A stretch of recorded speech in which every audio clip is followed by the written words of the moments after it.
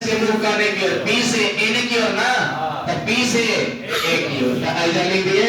B ए की ओर, चाहे B से ए की ओर। निकालिए दोनों विद्युत क्षेत्र तीव्रता निकालिए। अब निकालने के बाद दोनों के जोड़ देते हैं, तो लिखे कि अब बिंदु P पर परिणामी विद्युत क्षेत्र तीव्रता होगा। मतलब दोनों के जोड़ने के बाद जो नया विद्युत क्षेत्र तीव्रता होगा उसको बोलते हैं परिणामी विद्युत क्षेत्र तीव्रता, यानी कि तीसरा विद्युत क्षेत्र तीव्रता। तो अब E1 E2 E3 भी करके आप बना सकते हो। किताब में शायद E1 E2 माना होगा, जो भी माने इधर हो गए। तो परिणामी के मतलब होता है प्लस, ये ना परिणामी के मतलब प्लस, लेकिन हम जब प्लस नहीं ले रहे हैं माइनस ले रहे हैं। इसका कारण क्या है? तो इसका कारण यही है कि हम लोग 11th क्लास में पढ़े थे कि जब दो सदिश एक दूसरे के विपरीत दिशा में, देखो तो इधर देखोगे E प्लस वेक्टर इधर की ओर है ना फिगर में, और E माइनस वेक्टर को घटा के बताते हैं। हम घटा दिए E प्लस और माइनस, E प्लस और माइनस E माइनस। अब कोई कहेगा कि E प्लस में से E माइनस को काहे घटाएं, E माइनस में से E प्लस को क्यों नहीं घटाएं? तो हम लोग बड़ा में से छोटा को घटाते हैं। अब तू ही बताना कि बड़ा कौन होगा। इधर देखो ध्यान से, E R है माइनस L है, R के जगह पर हम मान लेते 2 है, तुम्हारा 3 4 5 6 7 8 9 10 कुछ भी मानना ना। L के जगह पर हम मान लेते हैं, L के जगह पर हम मान लेते हैं 1 है, बची है 1 है, तो 2 में से 1 गया, 2 में से 1 गया 1। E हो गया इसके लिए E प्लस के लिए। अब आ जाओ R प्लस L है, R का मान कितना लिए हैं 2 प्लस, फिर L है, L का मान कितना लिए हैं 2 और 1, मतलब एकड़ हर में कितना मिला 1, और एकड़ हर में जिसका हर जितना बड़ा होता है वह उतना ही छोटा होता है, और जिसका हर जितना छोटा होता है वो उतना ही बड़ा। ऐसे भी आप पकड़ सकते हो, हम पढ़ाए हैं कि E बराबर सूत्र होता है 1/4 पाई एप्सिलॉन नॉट और Q बटा में A का खैर नियतांक है, तो E समानुपाती R स्क्वायर को लिख सकते हैं 1/R², मतलब दूरी कम तो विद्युत क्षेत्र तीव्रता, अरे अब व्युत्क्रमानुपाती संबंध है, तो दूरी कम तो विद्युत क्षेत्र तीव्रता, तो दूरी कम तो विद्युत क्षेत्र तीव्रता, तो E बड़ा होगा और दूसरे का छोटा, तो E प्लस में से E माइनस को घटा दी। अब दोनों के मान E प्लस के जगह पर E प्लस के मान को उठा करके रख दो, इसको उठा करके रख दी, माइनस तो minus, E minus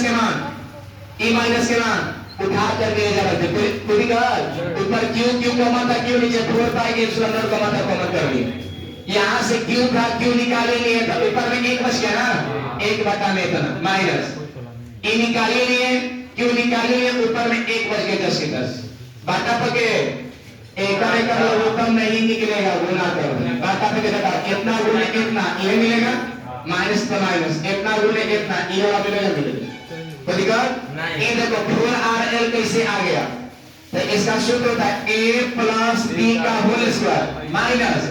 A minus B का होल स्क्वायर बराबर 4AB, तो AB के जगह पर RL चल रहा था 4RL। तो नीचे में आ जाओ A minus B into A plus B, सूत्र कुछ होता है A स्क्वायर माइनस,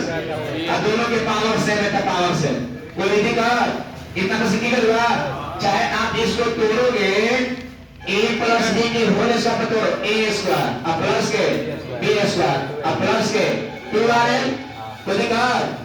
एक रहा तोड़ो A माइनस B के होल स्क्वायर पर A स्क्वायर और प्लस के B स्क्वायर माइनस के 2RL, माइनस अंदर गुना करना है ना, माइनस और जो माइनस हो जा ये वाला से ये वाला कर गया 2RL 4RL, हम डायरेक्ट 4RL तो हम लिख भी किए थे, तो यहाँ पर आइएगा तो बताओ 4RL को हम ऐसे लिख सकते हैं ना 2L into 2R करके। अब E जो होता है 1/4 पाई एप्सिलॉन नॉट होता है, तो 1/4 पाई एप्सिलॉन नॉट। तो दिक्कत, अब बताओ Q के गुना 2L में कर लिए, 2R में नहीं किए क्यों, तो अगला भी पता चल जाएगा। तो Q के गुना 2L में कर दिए थे, इका बन गया 2Q, अब बोला कि 2R जस्ट 10 नीचे सब 10 की 1/4 पाई एप्सिलॉन नॉट। एक मिनट फिर लिखे हैं चूंकि हम जानते हैं कि P बराबर सूत्र कुछ होता है 2QL। अब समझ गया होगा कि Q के गुना 2L में क्या किए थे,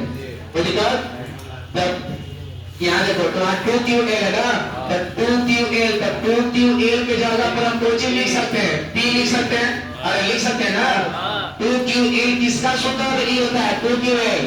P का, तो 2QL के जगह पर P और गुना के 2R, बाकी नीचे सब 10 के 10। आप यहां तक भी छोड़ सकते हो, लेकिन इसमें एक केस होता है कि जब R का मान बहुत बहुत बड़ा हो, R का मान बहुत थोड़ा सा इधर देखोगे, बताओ L हमारा छोटा छोटा है, आगे तक L है, आगे तक L है, लेकिन R का मान देगा मेरे को यहां से यहां तक, R का मान L से धीरे ना बड़ा है, तो वही चीज लिखा है यदि R का मान much much greater than L हो, मच मच मतलब बहुत बहुत ज्यादा, तो जब R का मान बहुत ज्यादा हो L से, तो R के सापेक्ष L को नगण्य मान लिया जाता, नगण्य मतलब 0 मान लिया जाता। तो इसमें तो मान लो कि R आदमी के पास 1 करोड़ रुपया है और L आदमी के पास 1 लाख रुपया है, तब बता तो R के सामने L का कुछ औकात है, मतलब 0 के बराबर है, तो मतलब L बराबर 0, बाकी सब जस के पास L के जगह पर खाली 0 कर दो, ऊपर वाला सब जस के पास ये 0 लिखो चाहे मत लिखो, पावर से पावर गुना 2 गुना 2,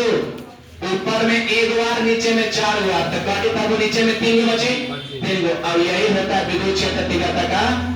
फार्मूला। ये ऑब्जेक्टिव में भी पूछा हुआ है कि अक्षीय स्थिति पर विद्युत क्षेत्र तीव्रता का मान होता है, तो 1/4 पाई एप्सिलॉन नॉट, तुम बताने आर्ग्यू तीसरा चैप्टर में विद्युत विभव